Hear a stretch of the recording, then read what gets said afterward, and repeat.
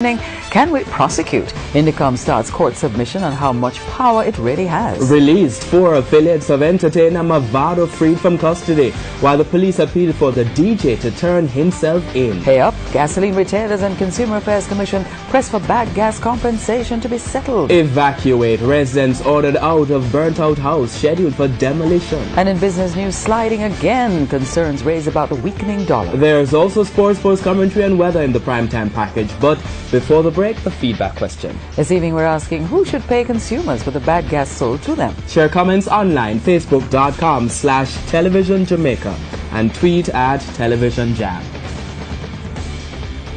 Please stay with us. Primetime News returns after this break.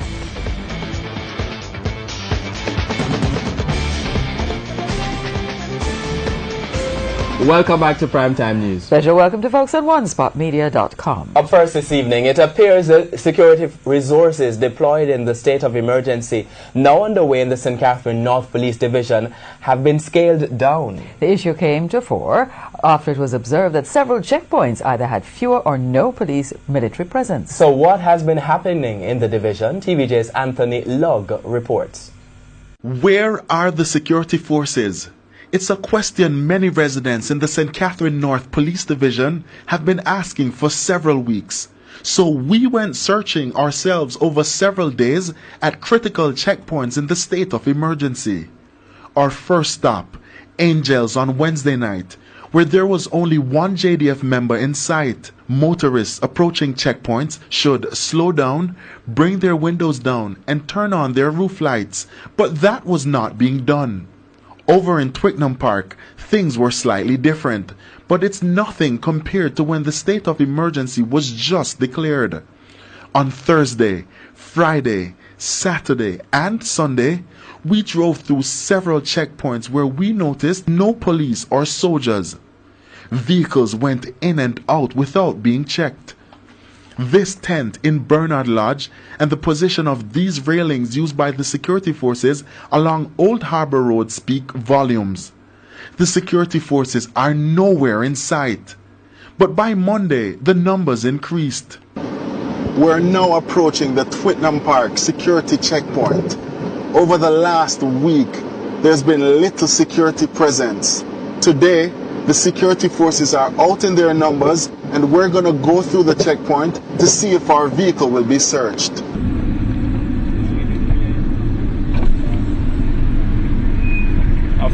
Afternoon.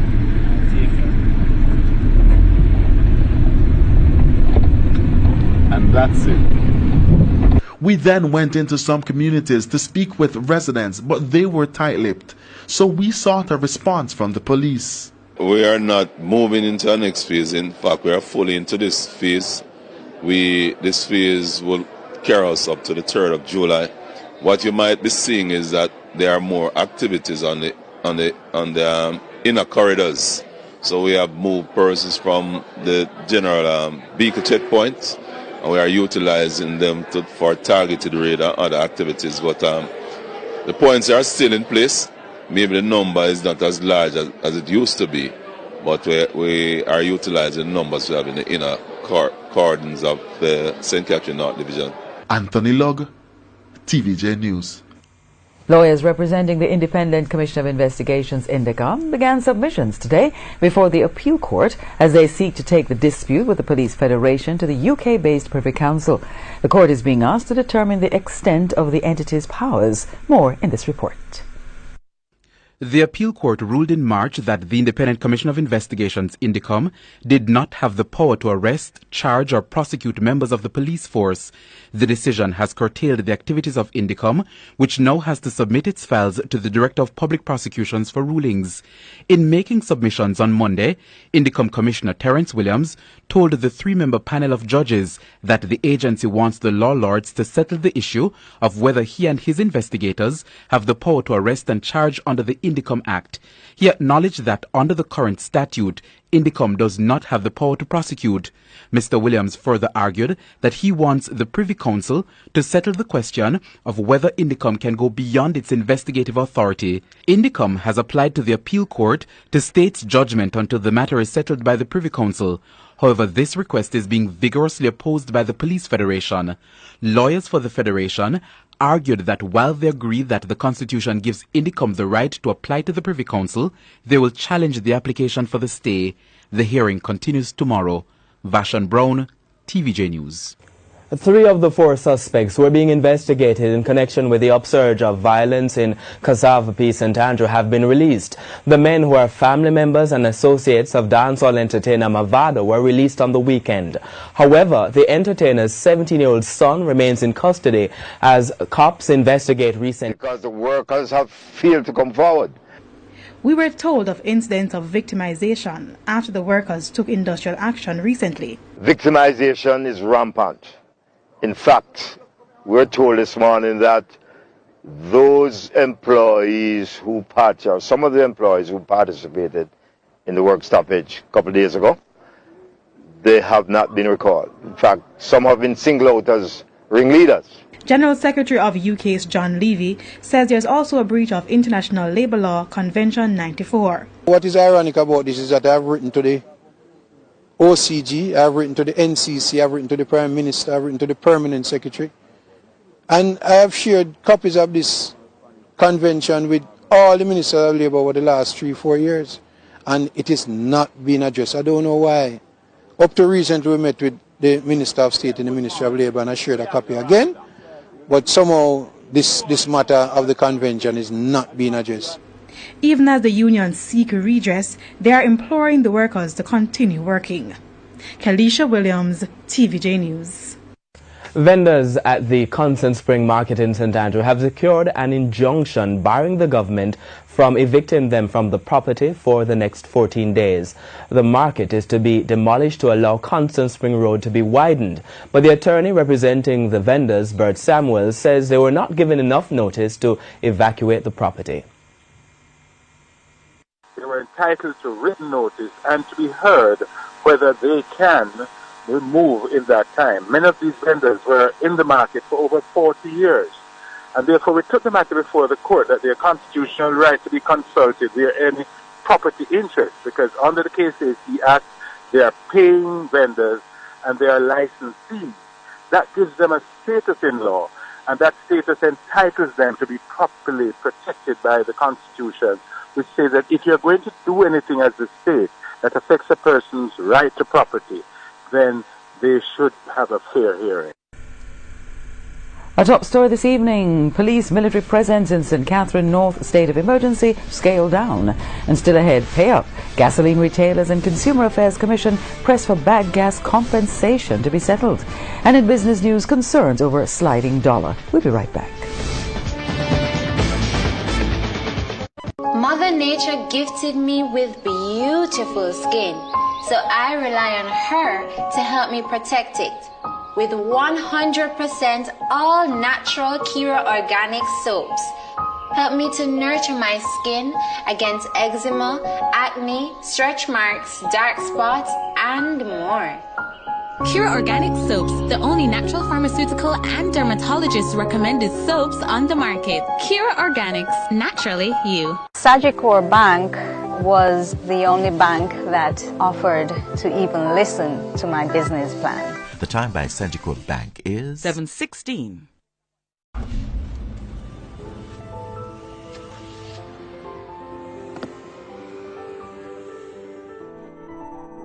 If your car could choose a fuel, it would choose one that's good for its engine. Total Excellium is a technological breakthrough. Kilometre after kilometre, it prevents up to 93% of the deposit buildup inside your engine and reduces fuel consumption.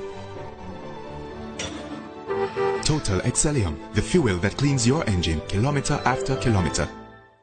At JN Bank, you can DYN, design your mortgage.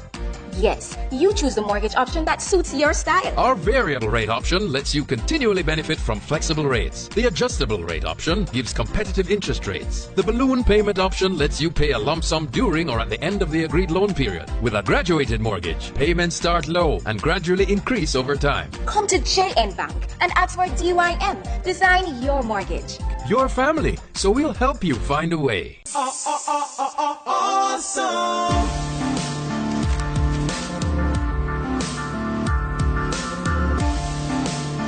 watch her, you know?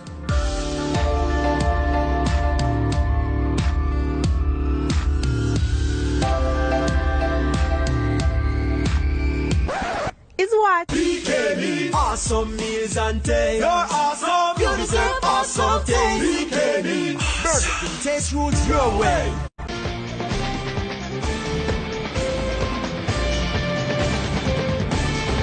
Welcome back. Continuing the news. Stakeholders in the local petroleum sector are expressing frustration with the slow pace of discussion surrounding the possibility of compensation for persons who purchased bad gas 3 years ago. Representatives say the talks seem to be at a standstill. TVJ's Herman Green tells us more. In 2015, the so-called bad gas saga saw dozens of Jamaicans crying foul as tainted gas entered the trade, causing damage to vehicles. There were cries for compensation, including from then-opposition leader Andrew Holness. It was acknowledged last year that compensation would be paid, but fast forward to June 2018, and discussions about making the payments are yet to be concluded. It's understood that a report was done on the issue, but the findings were inconclusive. Stakeholder groups, including the Consumer Affairs Commission, CAC, and the Jamaica Gasoline Retailers Association, JGRA, say they are frustrated with the situation. The report alone being inconclusive. The report being inconclusive assisted in delaying a quick result. I know the CAC has held several meetings. The Ministry of Energy came up with a formulation as to how the reimbursements would be funded. And that is at a standstill because the parties involved have not fully agreed to it. What parties? Basically the importers and the marketing companies. JGRA President Philip Chong notes that in addition to consumers who were affected, his members were also impacted as they not only lost business during the period, but the image of some service stations were also tarnished. We contacted Energy Minister Dr. Andrew Wheatley about the situation. However, he told us the matter is no longer with his ministry, but now falls under the Industry and Commerce Ministry. The opposition spokesman on energy, Philip Powell, believes the government needs to take decisive action. I know the Consumer Affairs Commission was supposed to have collated the data from those persons who were affected. So I think it is appropriate that the government should address this issue as it had made a promise to the people. Mr. Chung agrees that decisive action is needed to settle the matter.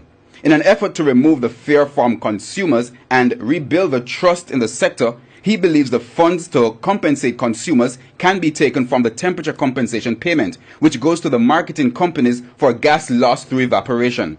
He also has no doubt about who should take that initiative to settle the payments. Well, I think Ministry of Science and Energy should make that call. They preside over that part of the industry. If they use the temperature compensation for a couple of days, it can pay. Just retract this sum and use it. His message to the government, just get it done. Herman Green, TVJ News. The long overdue regulations for funeral home operators could finally come to fruition this year. Health Minister Dr. Christopher Tufton gave this assurance to funeral home operators who are disgruntled that the issue has been delayed. TVJ Shamela Mitchell reports. It's 9 years and counting since funeral directors were promised regulation for their sector. The directors say they were hoping Health Minister Dr. Christopher Tufton would have addressed the issue in his sectoral presentation in Parliament last week. Dr. Tufton said he did not simply because the time did not allow him to do so. But he said the draft regulation has been prepared. What now has to be done is the drafting of the regulations is to be completed. And that falls in another ministry. I know Minister Truck is seized with the importance of it, and he and I have spoken. And so I'm hoping that they will complete that as quickly as possible.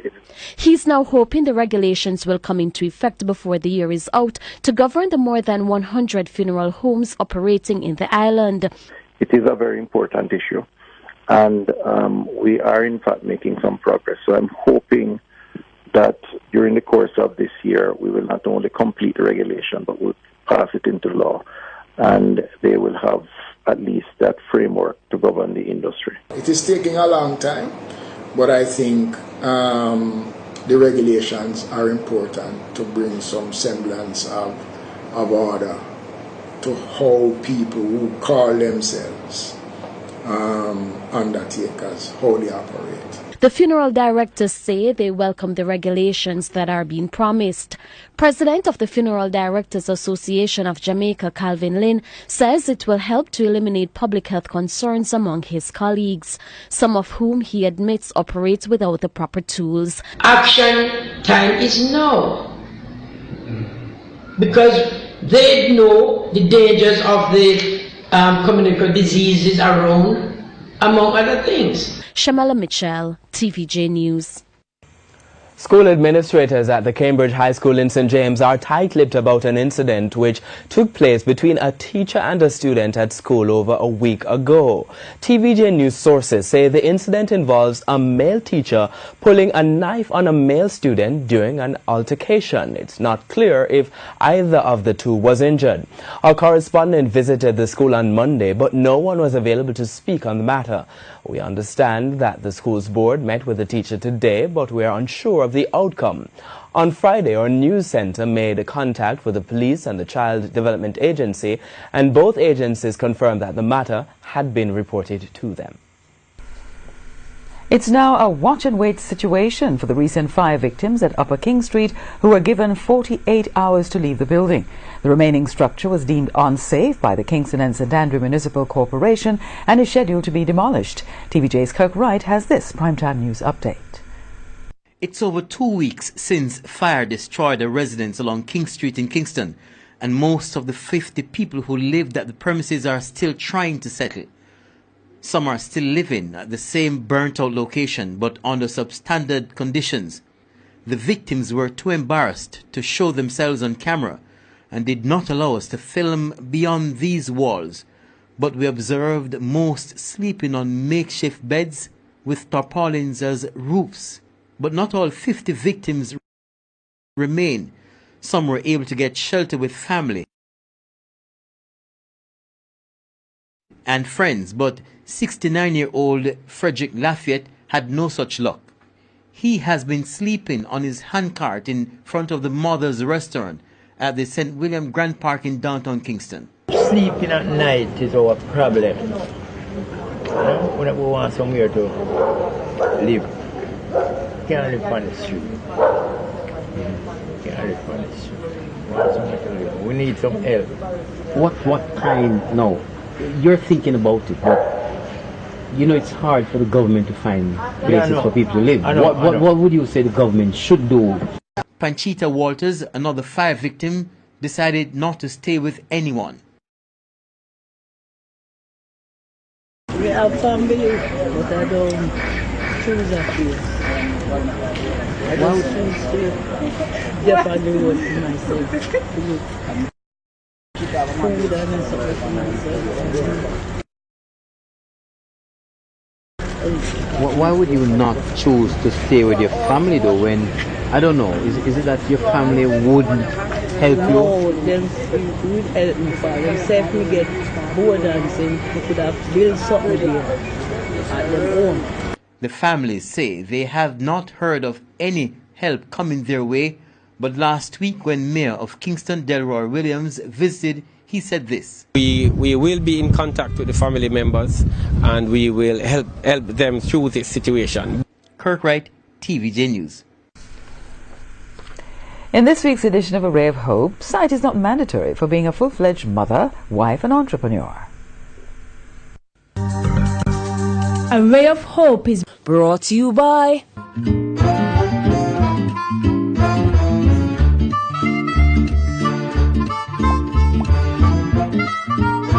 Aisha Gordon Grant, in her prime years ago, made a living as an entrepreneur, producing drapery and doing floral arrangements. I love to match my colors. A mother of 3, Aisha says things were going well. But while making plans to grow the business in 2009, she started feeling ill. Not long after, she found out she had a brain tumor. While she had it removed successfully, she lost her sight. Knowing that you have your sight, you have your job, you have something, make sure that your living is okay. And my sight went, everything is like I lost everything. Sometimes I feel like I just want to die. Because I said, what is the use? My sight is not there. I was feeling hungry some of the time. But one thing I didn't lose was my faith in God. Never let go my cane. Though struggling to adapt, Aisha was determined to regain her independence. She started doing things around the house while encouraging herself. I'm starting to get happy and I say, okay, God, I know I can do this. The next step now is for you now to help me, to make me just meet up with the right persons to help me to go through this. Because I know I can do this because you said it. I can do all things through you. She enrolled at the Jamaica Society for the Blind, where she learned to cook and use a cane. So the pot clean? I love to cook. Yes, I am a cook. Not a chef, but a cook. And when I cook, I am very unique with my cooking. I like to even do decorating. Already certified in drapery making, Aisha is now preparing to get certified in floral arrangements in a bid to restart that business. She showed us what she's been doing so far. Person's getting married and she have her dress and need to be clean. Yes, Aisha clean bridal gowns. And I also make the corsages. I make wreaths for funeral. Right now, I'm just doing business if someone called me and said, okay, they need something to be done. And yes, I'm ready to do it as long as I have the sweet breath of life. I may be broken where sight is concerned, and I'm here, I have life, so a broken crayon can still color. So don't give up hope. With a ray of hope, I'm Kian Morgan. A Ray of Hope is brought to you by